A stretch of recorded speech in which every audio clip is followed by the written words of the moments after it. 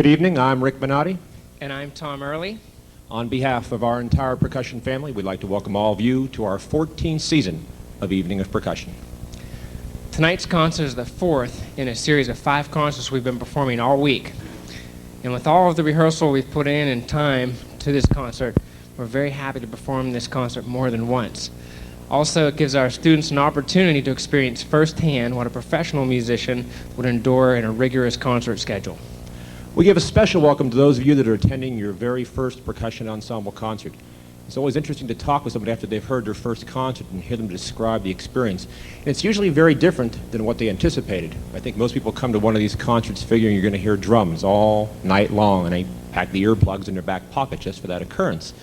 And of course, we don't help out much by starting with the drum line, which is the loudest thing that we do all year long.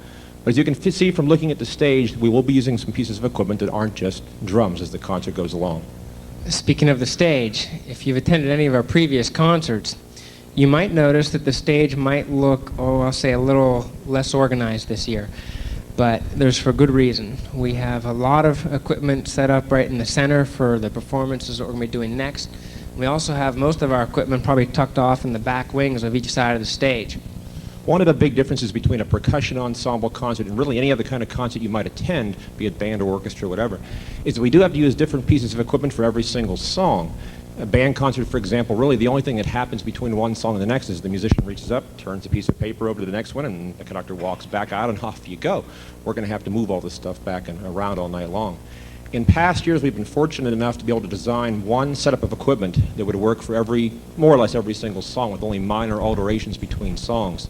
This year, however, every single song requires its own unique and very complex setup.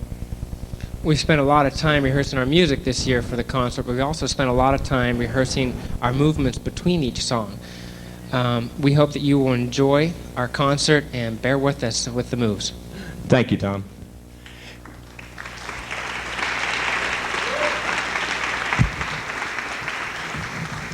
As we mentioned, and as your ears undoubtedly noticed, we did start with the marching drum line under the direction of drum captain Mr. Tim Satterfield, playing the cadence set from the fall football season. In the program, you may have noticed that one of the arrangers of that opening set was a gentleman named Tom Keck. Tom was a 1991 graduate of our program.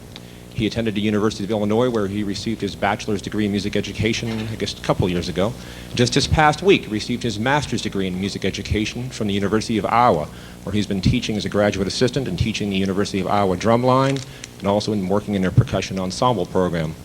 And I guess in 2 weeks from now, my wife and daughter and I will be attending Tom's wedding to his beautiful bride-to-be, Danielle, who's also a music education major, and as unfortunately so happens in this field, neither one of them have jobs yet. Another one of our former members is to bring you up to date, Mr. Dan DeSena, who also graduated in 1991, and he also went to the University of Illinois and got his bachelor's. Just this past week, got his master's degree in music education from the University of Michigan. And he's been working as a graduate assistant teaching the University of Michigan marching drum line in their marching band and also working with their percussion program.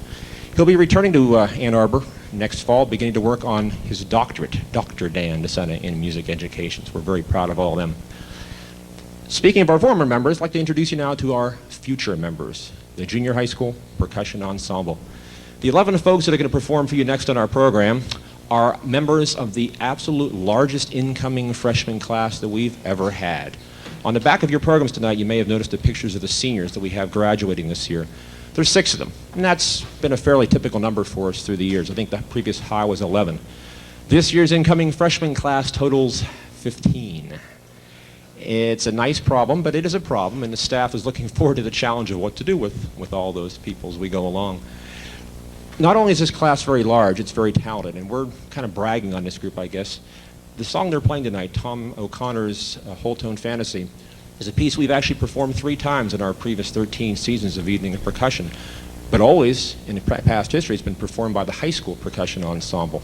And we're not bragging on ourselves, we're bragging on them, and also on the teachers in the elementary school, Louise Marina, Krista Wagner, Chris Thompson, Roger Tabler, and in the junior high school, Frank Capaldi, that have worked not only with the percussion players, but the winds and brass, and just brought the whole level of the program up to the point where we at the secondary level can reap the benefits of that, and have actually bumped the level up one for us, and we really enjoy that. We hope you enjoy their piece. Again, it's called Whole Tone Fantasy.